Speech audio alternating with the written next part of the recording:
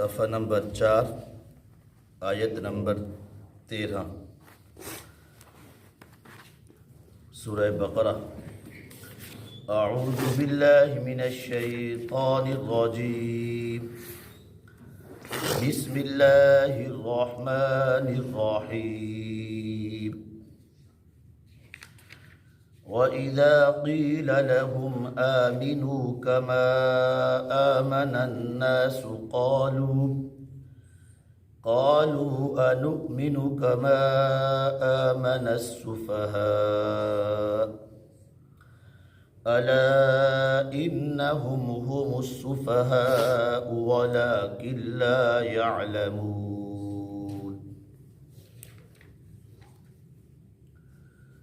لفظی ترجمہ۔ وَإِذَا قِيلَ، اور جب کہا جاتا ہے، لَهُمْ، ان سے، آمنوا، ایمان لے آؤ، کما آمن الناس، جیسے ایمان لے آئے لوگ، قالوا، تو وہ کہتے ہیں، انؤمن، کیا ہم ایمان لے آئیں، کما آمن السفہاء، جیسا کہ بے وقوف ایمان لے آئے، الا، خبردار، انہم ہم السفہاء، حقیقت میں یہی لوگ ہی بے وقوف ہیں، ولکن لا یعلمون، لیکن وہ اپنی بے وقوفی کو جانتے نہیں ہیں،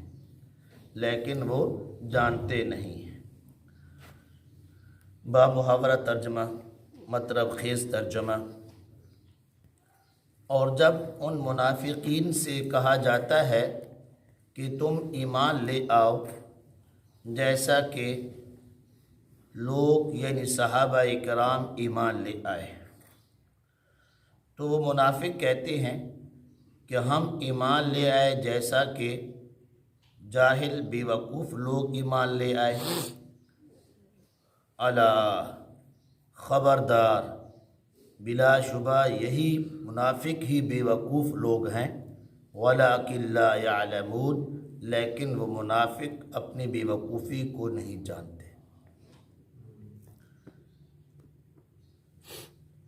اس ایک آیت کے اندر منافقین کے ایک قول کو بیان فرمایا ہے۔ منافق لوگ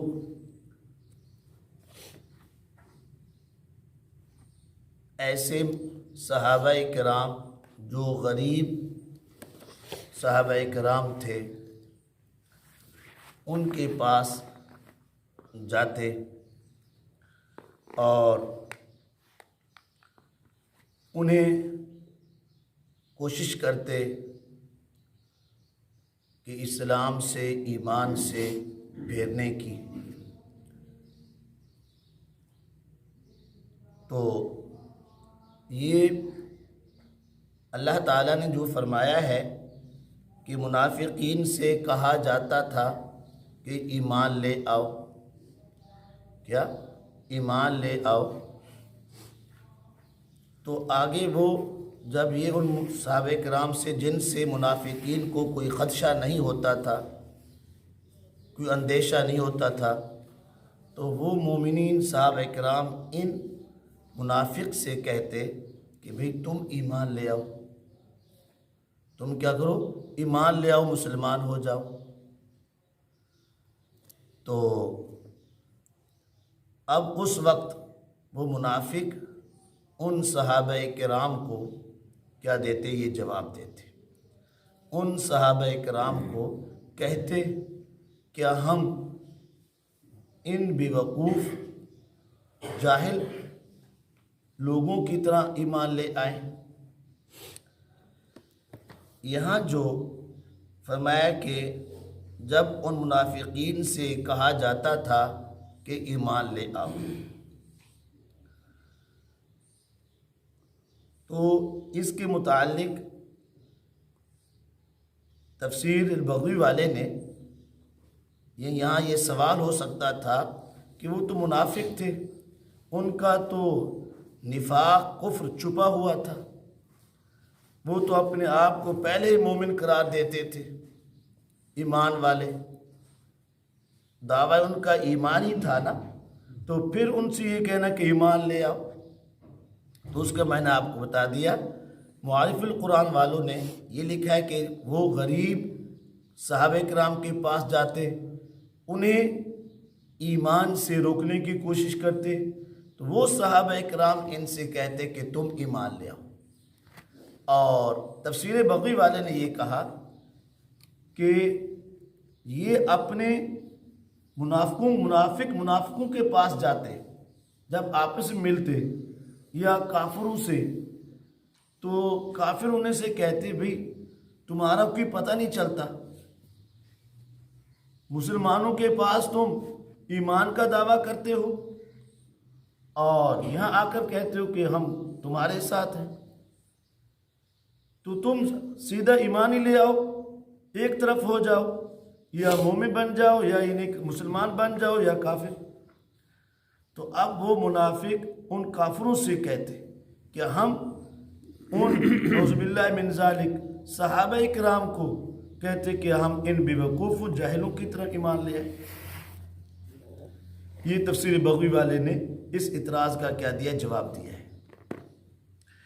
تو بہرحال یہاں جو فرمایا کہ کما آمن الناس، الناس پر الف لام داخل ہے، الف لام تعریف کا، عہد خارجی کا، اس سے کون لوگ مراد ہیں خاص؟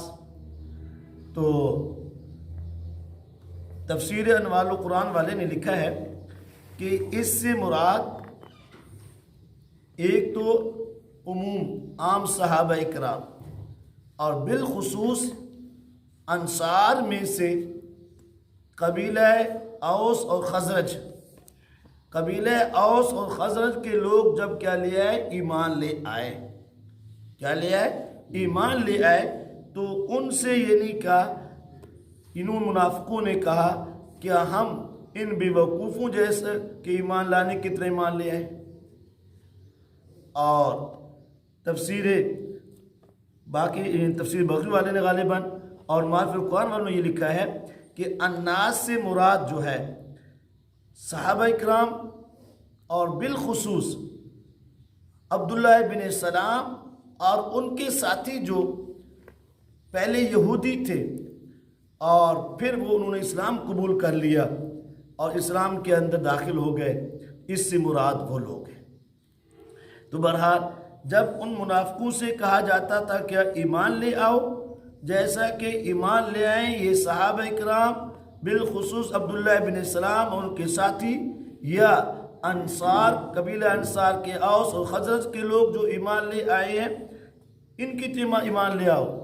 تو آگے سے وہ منافق جواب یہ دیتے کہ ہم ایمان لے آئیں ان بیوقوفوں کے ایمان کی طرح، یعنی لا نفعل کفعلہم، ہم ان کے فعل کی طرح یہ فعل نہیں کریں گے۔ منافقوں نے، کافروں نے صحابہ کرام کو نعوذ باللہ، یہاں الصفحاء صفیہ سے مشتق ہے، صفیہ کہتے ہیں کہ جو کمزور عقل والا ہو، کمزور دل، کمزور عقل، بات کو برداشت نہ کرتا ہو، تو انہوں نے ان صحابہ کرام کو، اور تفسیر جلالین والوں نے الصفحاء بمن الجہلاء یعنی جاہل کہا، بے وقوف کہا، تو اس لیے فرمایا کہ ان جاہل اور بے وقوف کی طرح ایمان لے۔ یعنی منافقوں نے صحابہ کرام کو بے وقوف کیوں کہا؟ کہ منافقوں کا یہ نظریہ تھا، یہ خیال تھا کافروں کا کہ حق اور سچ کی خاطر پورے ملک کی دشمنی مول لینا یہ کوئی عقل مندی نہیں ہے۔ حق اور سچ کی بحث کو چھوڑ دیں، نظر انداز کر دیں، ہر بات میں اپنے مفاد کو مقدم رکھیں۔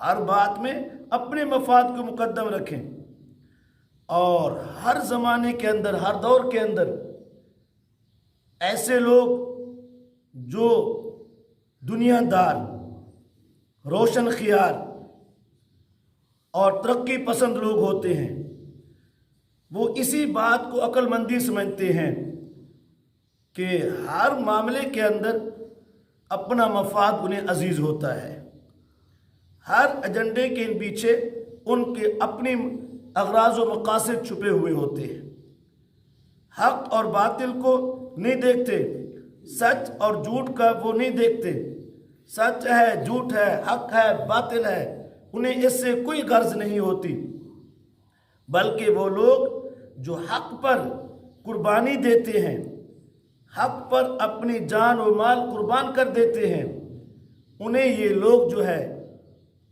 قدامت پسند اور فرمایا کہ دقیانوس اور پتہ نہیں کیا کیا القاب انہیں دیتے ہیں، جاہل، وہ بھی کہتے ہیں یہ جاہل، بے وقوف، ہر دور کے اندر ایسے لوگوں کو، جیسا کہ منافقوں نے صحابہ کو کہا، حالانکہ صحابہ کرام نے تو حق کی خاطر اپنا سب کچھ قربان کر دیا، اپنا کاروبار، اپنا جان مال، گھر بار سب کچھ قربان کیا، حتیٰ کہ جان تک قربان کر دی۔ اصل میں عقل مند کون لوگ ہیں؟ حقیقت میں عقل مند وہی لوگ ہیں جو حق کی خاطر حق پہ ڈٹ کر اپنی جان قربان کر کر ہمیشہ کی سعادت اور کامیابی کو حاصل کرتے ہیں، وہ عقل مند ہیں، نہ کہ وہ جو دنیاوی اغراض کی خاطر، ذلیل مقاصد کی خاطر حق کو پس پوش ڈال کر اپنے مفاد کو عزیز رکھتے ہیں، وہ کوئی عقل مندی نہیں، اور پھر ہمیشہ کی ناکامی کے اندر مبتلا ہو جاتے ہیں۔ تو صحابہ کرام حقیقت میں سعادت مند ہیں اور عقل مند ہیں، کیونکہ رسول پاک صلی اللہ علیہ وسلم نے فرمایا الکیس من دان نفسہ وعمل لما بعد الموت، عقل مند آدمی وہ ہے جس نے مرنے کے بعد کی زندگی کے لیے کیا تیاری کی، تو وہ اب دنیا کے اندر اپنی جان مال قربان کر کے آخرت کو بنایا، وہ حقیقت میں عقل مند ہے۔ تو اس لیے اللہ پاک نے بھی فرمایا کہ یہ منافق، یہ کافر جو حقیقت میں بے وقوف ہیں، کم عقل جاہل ہیں، انہیں حق اور باطل کی سمجھ نہیں ہے، سعادت اور یعنی کا نیک بختی اور خوش بختی اور بد نصیبی کے درمیان انہیں فرق نہیں ہے، اور یہ انہیں کیا کہہ رہے ہیں؟ بے وقوف کہہ رہے ہیں۔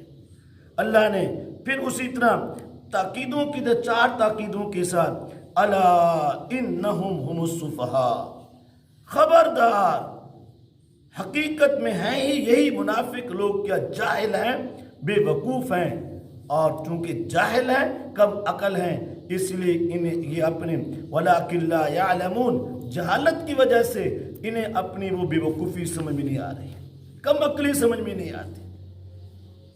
تو میرے دوستو، یہاں اس آیت کے اندر صحابہ کو معیار حق قرار دیا گیا ہے، صحابہ کو معیار حق قرار دیا گیا۔